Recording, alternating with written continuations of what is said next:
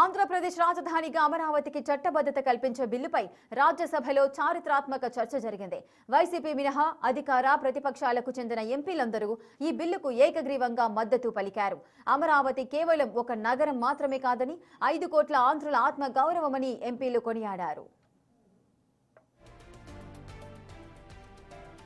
బిల్లుపై కేంద్ర మంత్రి రామ్మోహన్ నాయుడు ఉద్వేగ ప్రసంగం చేశారు. అమరావతికి చట్టబద్ధత కల్పించడం ద్వారా తెలుగు ప్రజల ఆకాంక్ష నెరవేరుతోందన్నారు. చంద్రబాబు నాయుడు విజన్, రైతుల త్యాగం అమరావతికి పునాది అని చెప్పుకొచ్చారు. 2014లో అసెంబ్లీలో ఏకగ్రీవంగా ఆమోదించిన అమరావతిపై గత ప్రభుత్వం నాటకమాడిందని విమర్శించారు. ప్రపంచ స్థాయి రాజధానిగా అమరావతిని తీర్చిదిద్దుతామని ధీమా వ్యక్తం చేశారు. It was one of the darkest times. It was one of the darkest times Andhra Pradesh has gone through, sir. Now that 5 years, the development of Andhra Pradesh has gone back 50 years, sir. And we are still repaying for that. And when that thing happened, totally, whichever way they had to destruct Amaravati, they had kind of gotten all these plans, sir, one after the other. And when they came into power, sir, the first way to destruct Amaravati, the first plan was to create the confusion of 3 capitals. 3 capitals in Andhra Pradesh. Their confusion was that not only to create a confusion of not having any capital, one was to destroy the capital Amaravati, which was happening, and the second part of it was to create some kind of division within the state, so that the states, within the state also, the regions fight against each other. You would remember, sir, this was exactly how the Britishers tried to rule India. And now, taking that idea forward, this person wanted to create the state in such a way that they were fighting against each other, that we want the capital or we want the capital. It was with that dark idea that they have said that they are going to do 3 capitals. Now, after that, sir, then they have brought in a bill also in the local state assembly that they want to create these 3 capitals. It was వికసిత భారత్ సాధించాలంటే వికసిత ఆంధ్రప్రదేశ్ నిర్మించాల్సిందేనని BJP MP doctor Laxman స్పష్టం చేశారు. రాజధాని కోసం 29,000 మంది రైతులు స్వచ్ఛందంగా 33,000 ఎకరాల భూమిని ఇచ్చి ప్రపంచానికి ఆదర్శంగా నిలిచారని కొనియాడారు. ఏపీ అభివృద్ధికి, విభజన హామీల అమలుకు కేంద్రం కట్టుబడి ఉందని ఆయన పునరుద్ఘాటించారు.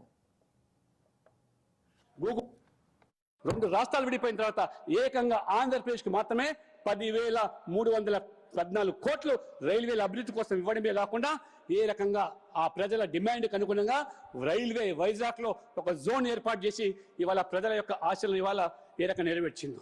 ఇవాళ వైజాగ్లో గూగుల్ ఆర్టిఫిషియల్ ఇంటెలిజెన్స్ హబ్ కానివ్వండి, లేదా ఇవాళ హడ్కో ద్వారా 11,000 కోట్ల రూపాయల నిధులు కానివ్వండి, ఈ రకంగా మరి విభజన హామీలన్నీ కూడా నెరవేరుస్తూ ఈరోజు ఆంధ్రప్రదేశ్ అభివృద్ధి పదంలో ఈరోజు నరేంద్ర మోడీ గారు, చంద్రబాబు నాయుడు గారు ఏ రకంగా వాళ్ళకు వేవ్ లెంగ్త్తో కలిసి ఈ రాష్ట్రాన్ని ఈ వికసిత భారత్ను సంకల్పం చేయడానికి వాళ్ళు సహకారం చేయడానికి ముందుకు పోతా ఉన్న సందర్భంలో 2019లో మళ్ళీ ఈ పిల్ల కాంగ్రెస్ అధికారులకు రావడము, ఏ రకంగా మళ్ళీ ఆ రోజు మళ్ళీ 3 రాజధానులని చెప్పి ఆ రకంగా గందరగోళం సృష్టించడం, ఆ దేశానికి మళ్ళీ మాట్లాడుతూ ఉంటారు నాయకుడు. అసలు రాజధాని అనేది దేశానికి ఉంటుంది, రాష్ట్రాలకు ఎక్కడైనా రాజధాని ఉందా చట్టంలో అని ప్రశ్నిస్తూ ఉన్నారు. ఇది నవ్వుల పాలవుతున్నారు. ఇవాళ నేను నిన్ను చూశాను అక్కడ సోషల్ మీడియాలో కొత్తగా ఆయన కొత్త కాయిన్ చేశాడు. ఏంటది? మూవీ గనట. మచిలీపట్నం, విజయవాడ, గుంటూరు ఈ మూవీ గన్ ప్రజలు నవ్వుకుంటున్నారు. ఇది ఒక స్థాయిలో ముఖ్యమంత్రిగా ఉన్న వ్యక్తి ఈ రకంగా ప్రజల జీవితాలతో చిలకడటమాడు. ఏ రకంగా ఆ రోజు మరి మాతృమూర్తులు ఆరుపరచడు ఏ రకంగా ఈ అమరావతి కోసం పాటుపడితే అటువంటి మరి చంద్రబాబు నాయుడు గారు ఆ ఆహర్నిశలు రాష్ట్రం కోసం పనిచేస్తూ ఉంటే 70 సంవత్సరాల వయసులో ఆ రోజు కక్ష సాంపుల్ చర్యల్లో భాగంగా అరెస్ట్ చేసి జైలుకి పంపించి ఒక పైశాచిక ఆనందం పొందినటువంటి పిల్ల కాంగ్రెస్ పార్టీ నాయకులు ఆ రోజు I was one of the first person among the people who have condemned the arrest of Nara Chandrababu Naidu and put him to jail for 50 more than 50 days. ఇది రాజకీయాల్లో వైషమ్యాలు ఉండొచ్చు, విరుద్ధమైనటువంటి ఆలోచనలు ఉండొచ్చు, ఆ రకమైనటువంటి భిన్న అభిప్రాయాలు ఉండొచ్చు. అంత మాత్రాన ఆ రకంగా అక్రమ కేసులు పెట్టి జైలు పంపిస్తే ఏ రకంగా ఆ రోజు ఇదే పవన్ కళ్యాణ్ గారు గత వైఎస్ఆర్ కాంగ్రెస్ ప్రభుత్వం 3 రాజధానుల పేరుతో రాష్ట్ర ప్రగతిని కుంటుపరిచిందని టీడీపీ ఎంపీ బీద మస్తన్ రావు విమర్శించారు. అభివృద్ధి వికేంద్రీకరణ సాకుతో అమరావతిని నిర్వీర్యం చేసే కుట్రలు జరిగాయని, రైతులను అణిచివేసినా వారు వెనకడుగు వేయలేదని ఆయన గుర్తు చేశారు. ఆనాడి గౌరవ ప్రధానమంత్రి మోడీజీ గారు స్వయంగా పార్లమెంటు మట్టిని యమునా నది నీటిని తెచ్చి ఆశీర్వదించిన ఈ రాజధాని అమరావతిని గత ప్రభుత్వం అణిచివేయాలని సూచన నేడు అదే పార్లమెంటు వేదికగా చట్టబద్ధ గుర్తింపు లభించడం చారిత్రాత్మకం సార్. అమరావతి ఆంధ్రప్రదేశ్ ఆత్మ గౌరవ గర్జన. అమరావతి అది కేవలం నగరం కాదు, ఒక జన సంకల్పం.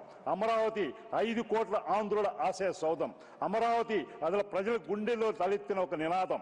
చరిత్రలో యుద్ధాలు గెలిచి సామ్రాజ్యాలు కట్టారు, కానీ అమరావతిలో త్యాగాలు చేసి రాజధాని కడుతున్నాం సార్. రాజధాని అనేది కేవలం భవనాల సముదాయం కాదు, అది ఒక రాష్ట్ర ఆత్మ గౌరవం, భవిష్యత్తు తరాల ఆశయం. అమరావతిని ఏకైక రాజధానిగా గుర్తించడం ద్వారా ఆంధ్రప్రదేశ్ పునర్నిర్మాణానికి పునాది పడుతుంది సార్. ప్రపంచ చరిత్రలో యుద్ధాలు లేకుండా దేశాలు విడిపోయి ఉండవచ్చు, కానీ అమరావతి బిల్లును ఆ ప్రాంత రైతుల విజయంగా కాంగ్రెస్ ఎంపీ రేణుకా చౌదరి అభివర్ణించారు.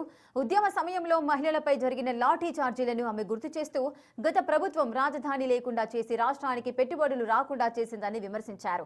బిల్లు ఆమోదించడమే కాదు, నిర్ణీత సమయంలోగా నిర్మాణాలు పూర్తి చేయాలని ఆమె డిమాండ్ చేశారు. The hypocrisy where they supported the then CM's demand for 3 capitals. Have you ever heard of it? So what happened? Andhra did not have any capital for 12 years. I mean, this is the most amazing failure of supposed intelligence in this parliament of the ruling government. That promised national institutions that there will be a time-bound roadmap for Amaravati. No more announcements without executing timelines. It has to be transparent and visible. Status paper in Parliament on every promise made under the 2014 Act. If you have the courage and you have the commitment, do it. Accountability, why it was delayed and what compensation will be given to the people who have actually paid the price on the ground level, sir. అమరావతికి BRS పూర్తి మద్దతిస్తుందని ఆ party MP Vaddiraju Ravichandra తెలిపారు. 2015లో అమరావతి నిర్మాణ ప్రారంభ పనులకు కేసీఆర్ వెళ్లినట్టుగా గుర్తు చేశారు. AP, Telangana రాష్ట్రాలు అభివృద్ధి చెందాలని తాము కోరుకుంటున్నట్లుగా తెలిపారు. తెలంగాణ రాష్ట్రం నుంచి మేము ఆంధ్రప్రదేశ్ రీఆర్గనైజేషన్ యాక్ట్ ద్వారా అమరావతిని మళ్ళీ క్యాపిటల్ చేసుకోవడానికి ఈరోజు పెట్టినటువంటి బిల్లుని మేము మనస్ఫూర్తిగా సమర్థిస్తున్నాం సార్. మాకు ఎలాంటి బాధ లేదు సార్. మొదటిసారి అమరావతి కట్టుకున్నప్పుడే మా గౌరవ కేసీఆర్ గారు మంచిగా వెళ్ళి వాళ్ళను దగ్గరుండి ఆశీర్వదించి బాగా ఉండాలని చెప్పి మనస్ఫూర్తిగా కోరుకున్న తెలంగాణ ప్రజలం సార్ మేము. మాకు అలాంటి విడిపోయినప్పుడు మాత్రమే అన్నదమ్ముల్లాగా కలిసి ఉండాలని మనస్ఫూర్తిగా కోరుకొని విడిపోయి కలిసి ఉండాలి సార్. దాని గురించి ఎలాంటి బాధ లేదు. కానీ సార్ మాకున్న బాధ, మీరు ఎంత రాష్ట్రమైనా అభివృద్ధి చేయండి సార్. ఆంధ్రప్రదేశ్, తెలంగాణ ఉమ్మడిగా అభివృద్ధి కావాలని మనస్ఫూర్తిగా మా అందరి కోరికలు సార్.